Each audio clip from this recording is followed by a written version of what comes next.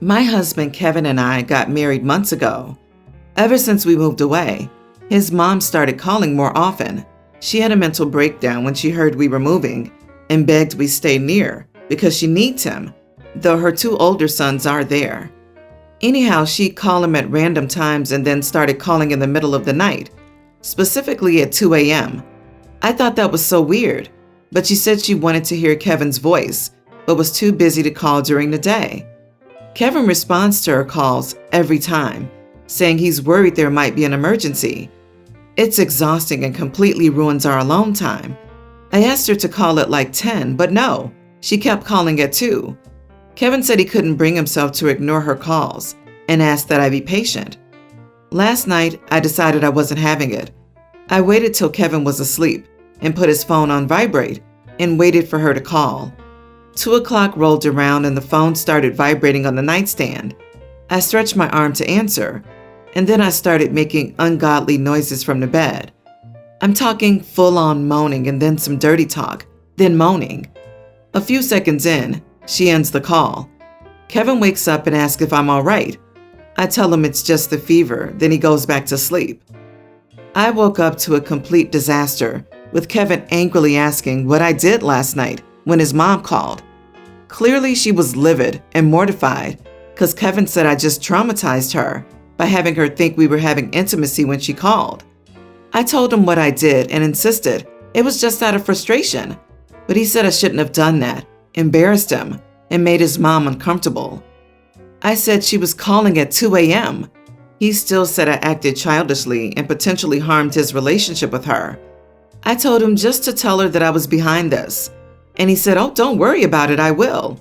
Then demanded I apologize to her immediately, but her shaming text made me refuse. I might have gone about this the wrong way, but I'm just frustrated, that's all.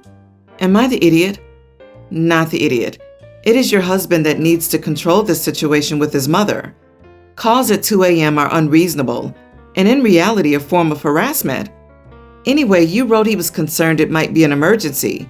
He must be dense. Has it ever been an emergency to date? He needs to set and enforce boundaries. It will only get worse when you have kids. If nothing changes, try to drag your husband to a marriage counselor. OP, what you did was funny. It was kind of childish, but she's acting like a child.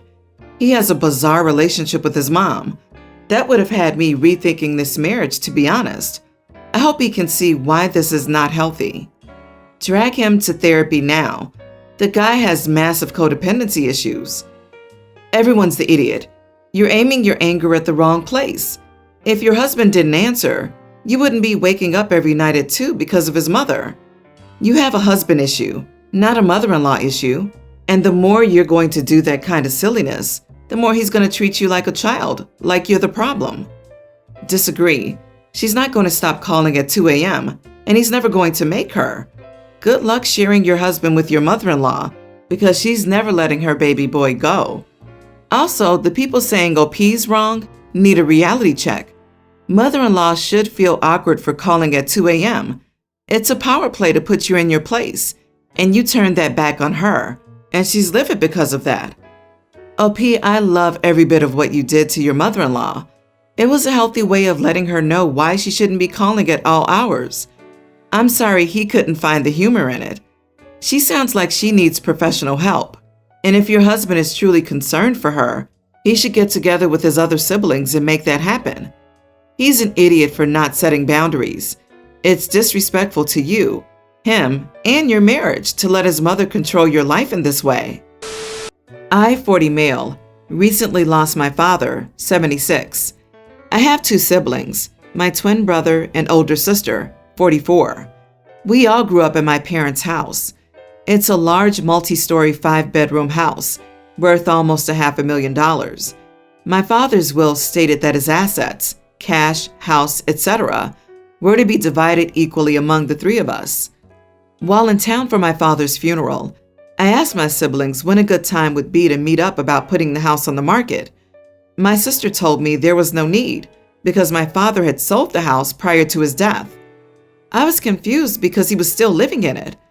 My sister went on to explain that my father had been sick for years and was deep in debt, so he needed to sell the house. Of course, that would be a complicated undertaking with his health as poor as it was. So my sister and her husband bought the house so he could continue living there for free. I was stunned. When my father died, he only had about $120K in liquid assets. Her story made no sense to me. I demanded details. She said that the mortgage lender would only approve them for $375K, which is far less than the house is worth. My dad spent the other $250K paying off his debts, paying for treatments, and maintaining his quality of life, as my sister put it.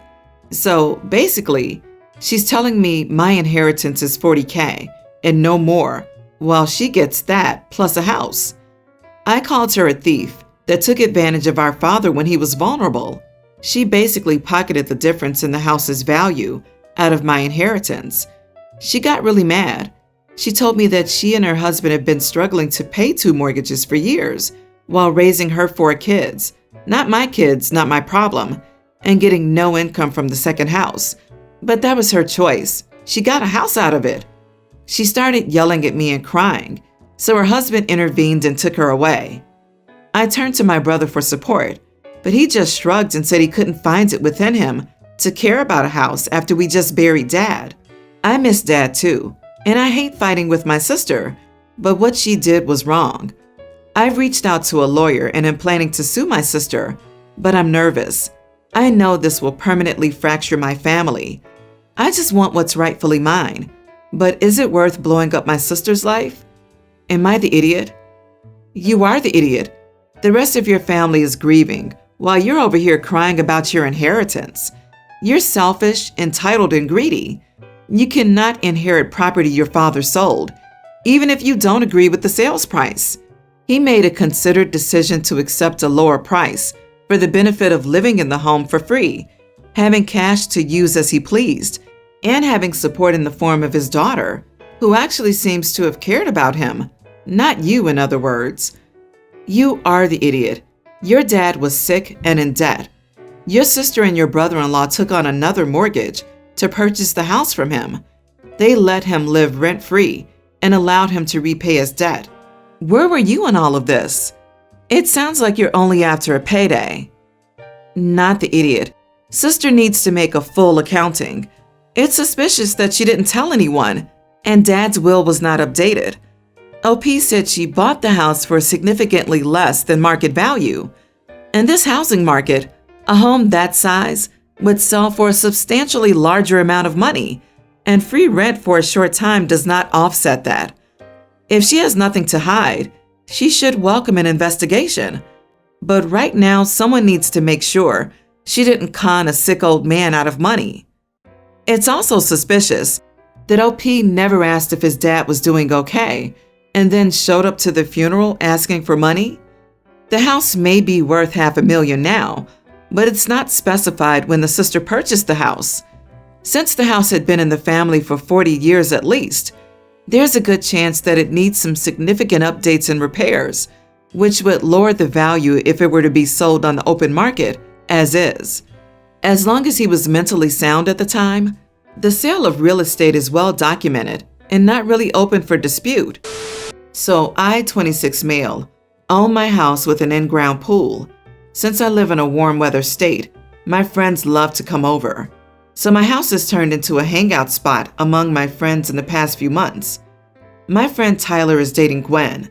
Gwen has a friend named Julie. We've all known each other since freshman year of college. I've always had a crush on Julie, and we've always been part of the same group. One night a few weeks ago, I decided to just go for it and texted her to ask her out. She told me that she liked me as a friend. I told her I understood and thought that would be the end of it. Well, the next pool day came. I typically send out a giant group text to invite everyone. I decided not to invite Julie this time, but she showed up, not even with Tyler or Gwen. She came with some of the other friends in our group, and it was just awkward. She tried talking to me the whole time. I'd say something quickly and try to leave. She partnered with me for every drinking game.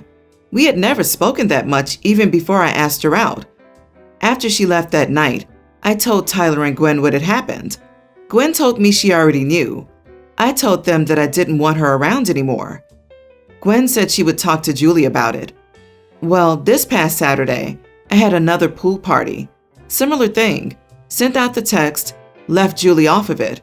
I invited a girl that I've been talking to.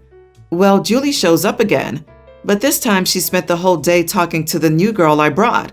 They became besties. Julie even told the girl that I had asked her out before. It was just incredibly awkward for me. So this Sunday, I texted Julie individually and told her that I didn't want her around anymore and that she shouldn't come to the next get-together as I felt uncomfortable. She didn't respond, but now people in the friend group are calling me an idiot, saying that I host most weekends, so it's pretty harsh to put her out. Am I the idiot? You are the idiot. I hate when guys shoot their shot and get upset when a girl politely rejects them. It makes it sound like if she doesn't want to be your girlfriend, then she doesn't get to be a part of the group, which is just gross. Julie doesn't want to date you, but she's making an effort to continue to be your friend. It's not her fault you never saw her as a friend. You led her on in that respect.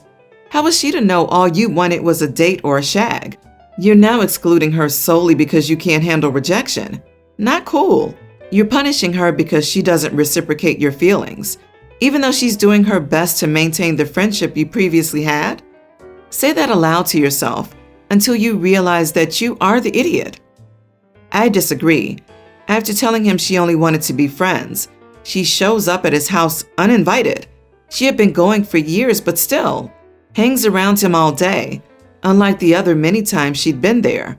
Then the next time she shows up uninvited, she immediately latches on to the girl OP was with and immediately tells her that OP asked her out recently. I'm a woman and only two explanations make sense for this woman's behavior. Number one, after telling OP she was only interested in remaining friends, she reconsidered. Now she wants to try dating OP, but is too scared or awkward to talk to OP about it. Number two, this girl is playing games. Now that she knows OP likes her, she's latching on to him to remind him of what he can't have, and even going so far as to try to ward off any other girl from dating OP so she won't lose her hold over him. I think OP is not the idiot for disinviting this girl. She's just evil. Agree. If someone asked me out and I politely said no, and I showed up at their house, I wouldn't spend the entire time trying to talk to them and make them uncomfortable. On top of that, she also became more of the idiot when she told the new girl that he asked her out. For what reason?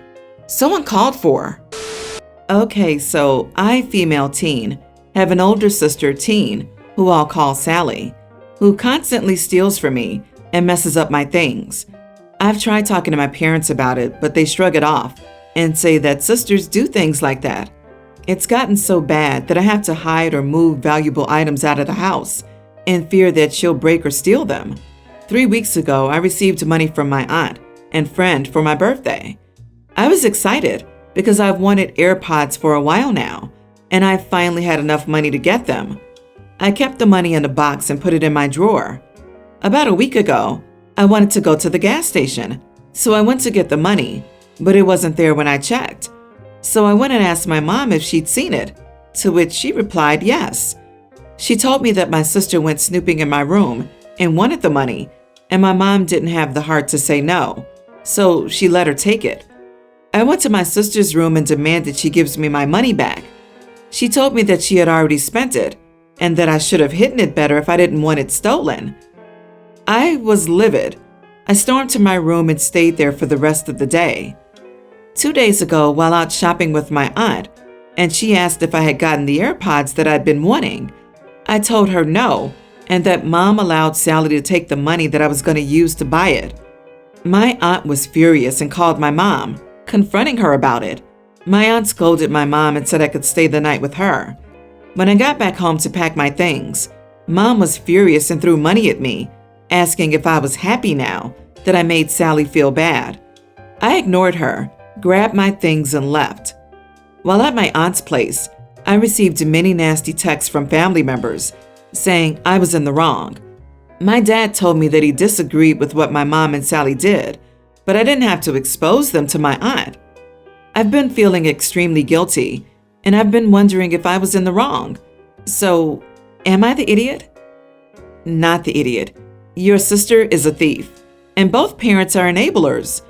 I'm glad you have an adult who is treating you well. As long as your sister doesn't learn boundaries from your mom and dad, she will continue and surely will have it hard in life when she has to learn she doesn't get everything she wants, and there are actually consequences for her behavior. I wonder if it works both ways. OP, feel free to take your sister's most valuable belongings and rummage through your mother's purse for money. If they ask or complain, say, "Everyone in the family apparently is a thief. I didn't want to be the odd one out." Exactly. Why does mom only care that Sally would be upset? So it doesn't matter to her that her other daughter is being robbed? I wonder which one the golden child is. Not the idiot, OP.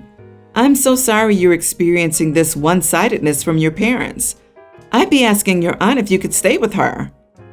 Parents who play favorites never realize the damage they do to their favorite, or the non-favorite either. A phrase I saw recently, "The golden child is forever a child." Your sister won't receive or learn consequences, so she won't learn to be a functional adult. As painful as it is right now, you're actually going to come through this better off. So hold strong. Your instinct to trust and tell your aunt was spot on. I wonder whether there's a similar dynamic between your mom and aunt. My husband is out of a job, has been for months now, and doesn't have any money because he spent it all on gaming gear and animals. I'm the breadwinner right now and was recently given a work-from-home job. We have 2 kids that understandably make a lot of noise, so there's not a quiet spot in the house except the bedroom. But my husband refused to let me work from there and said that it makes me look unprofessional, and he doesn't want to be restricted from this space. I asked him if he'd let me take his gaming room and turn it into an office temporarily. He said no. I fought with him and ended up moving his gaming stuff into the bedroom. He found out and lost his temper. I told him he left me no choice, especially after I offered a compromise to share the room, but he said no since he plays at random times.